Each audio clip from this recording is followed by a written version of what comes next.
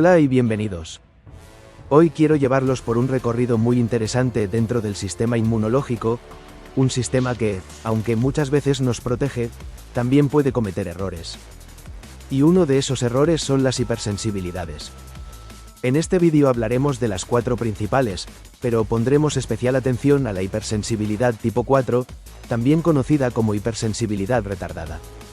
Este tema es fundamental no solo para entender ciertas enfermedades, sino también para interpretar pruebas clínicas, saber por qué algunas personas desarrollan alergias raras o por qué ocurren rechazos en trasplantes. ¿Qué son las hipersensibilidades? Primero lo básico. El sistema inmunológico existe para defendernos. Reconoce lo que es propio y lo que no lo es. Y cuando detecta algo extraño, lo ataca. Eso es bueno, siempre que el enemigo sea real. Un virus, una bacteria, un hongo, un parásito o una célula tumoral. Pero a veces ese sistema se confunde. Reacciona de manera exagerada frente a sustancias inocuas o incluso frente a tejidos del propio cuerpo. A eso lo llamamos hipersensibilidad. Las hipersensibilidades son, en resumen, respuestas inmunológicas desproporcionadas que provocan daño. Y se clasifican en 4 tipos, según el mecanismo inmunológico involucrado.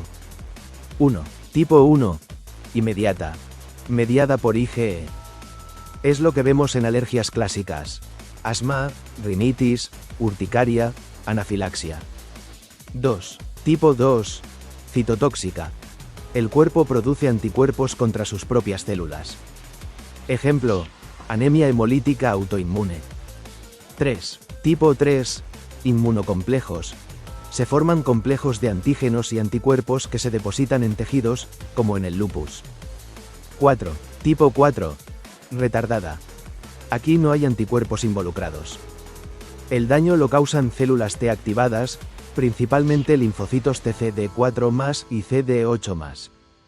¿Qué hace diferente a la hipersensibilidad tipo 4? La gran diferencia es que la tipo 4 no ocurre de inmediato. Tarda entre 24 y 72 horas en desarrollarse después del contacto con el antígeno. Por eso se le dice retardada. Además, no intervienen anticuerpos, como en los otros 3 tipos. Aquí la respuesta está mediada por células T, que son parte de la inmunidad celular, no de la inmunidad humoral. Y algo importante: este tipo de respuesta requiere una sensibilización previa. Es decir, el sistema inmunológico tiene que haber estado en contacto antes con ese antígeno para que, en una segunda exposición, desencadene la reacción. ¿Cómo se desarrolla la hipersensibilidad tipo 4? Hay 2 fases. Fase 1. Sensibilización. Todo comienza cuando una célula presentadora de antígeno, como una célula dendrítica de la piel, entra en contacto con una sustancia extraña. Esa sustancia puede ser un químico, un metal, una proteína de un hongo o bacteria, etc. La célula captura ese antígeno y lo procesa. Luego viaja al ganglio linfático más cercano y se lo presenta a un linfocito T virgen. El linfocito T se activa y se transforma en una célula T de memoria. Hasta aquí, no hay síntomas. El cuerpo se está preparando. Fase 2. Respuesta efectiva o de memoria. Cuando ocurre una segunda exposición, las células T de memoria reconocen el antígeno y se activan. Aquí empieza el verdadero problema. Liberan citoquinas como IFN gamma, interferón gamma, activa macrófagos. IL-2 promueve la expansión de linfocitos TNF-alfa y otras citoquinas, aumentan la inflamación. Estas señales atraen más células inmunitarias al sitio de contacto. Se produce una inflamación localizada que puede ser visible como enrojecimiento, hinchazón, induración o incluso necrosis del tejido. Tipos y subtipos de hipersensibilidad tipo 4. Dentro de la tipo 4, los investigadores han identificado subtipos según qué tipo de linfocito T está predominando. 1. IVA. Mediada por células TCD4 más TH1, flecha apuntando hacia la derecha, activación de macrófagos. Ejemplo: dermatitis por contacto, prueba de PPD. 2. IVB. Mediada por células TH2, flecha apuntando hacia la derecha, predomina la eosinofilia. Ejemplo: ciertas dermatitis crónicas, reacciones medicamentosas. 3. IVC. mediada por células T citotóxicas CD8 más flecha apuntando hacia la derecha matan directamente células diana. Ejemplo, síndrome de Stevens-Johnson. 4. IVD, participan neutrófilos.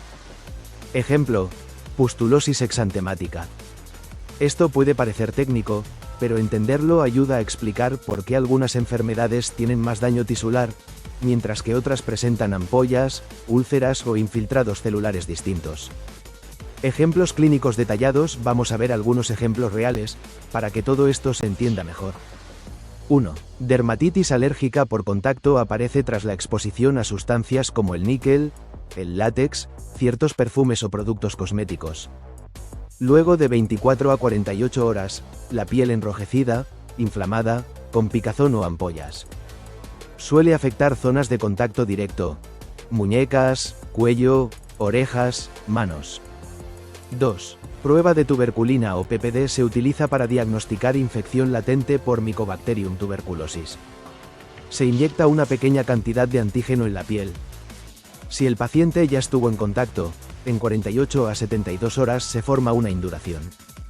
Esta respuesta depende de células T de memoria. 3. Granulomas en infecciones crónicas. Las bacterias como la tuberculosis o algunos hongos no pueden ser eliminados fácilmente. El sistema inmunológico forma granulomas para encerrarlas. Pero estos granulomas pueden dañar al tejido circundante. Por ejemplo, el pulmón en tuberculosis. 4. Rechazo de trasplante tardío. El sistema inmunológico reconoce el órgano trasplantado como extraño. Las células T lo atacan, causando inflamación, fibrosis o incluso pérdida del órgano.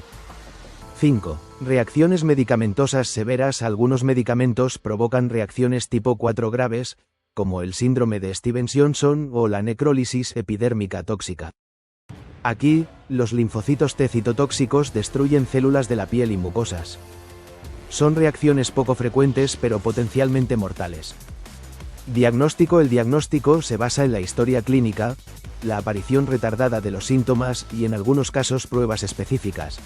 Test del parche, para dermatitis de contacto. Se aplica el antígeno en la piel y se evalúa la reacción 48 horas después. Prueba de PPD. Se mide la induración como signo de memoria inmunológica. Biopsia cutánea. Puede mostrar infiltrado linfocitario, edema y daño en el tejido. También es útil hacer un seguimiento del patrón de exposición, es decir, cuándo y cómo aparecen los síntomas en relación a ciertos productos, ambientes o medicamentos. Tratamiento y prevención. El tratamiento tiene dos pilares. 1. Evitar el antígeno desencadenante. Parece obvio, pero a veces no es fácil. Muchos pacientes desconocen qué les causa la reacción.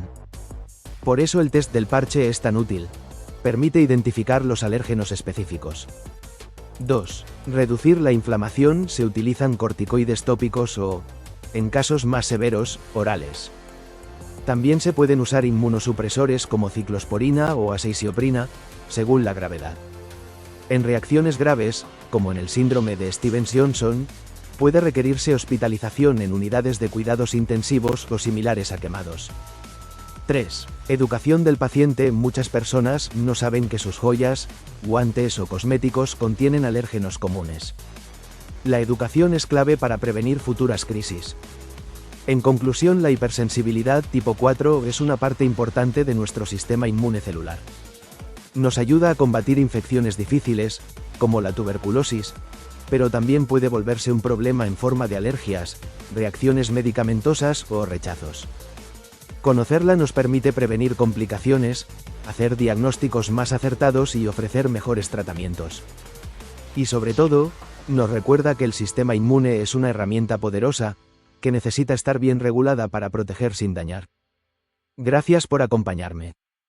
Se van por la sombrita.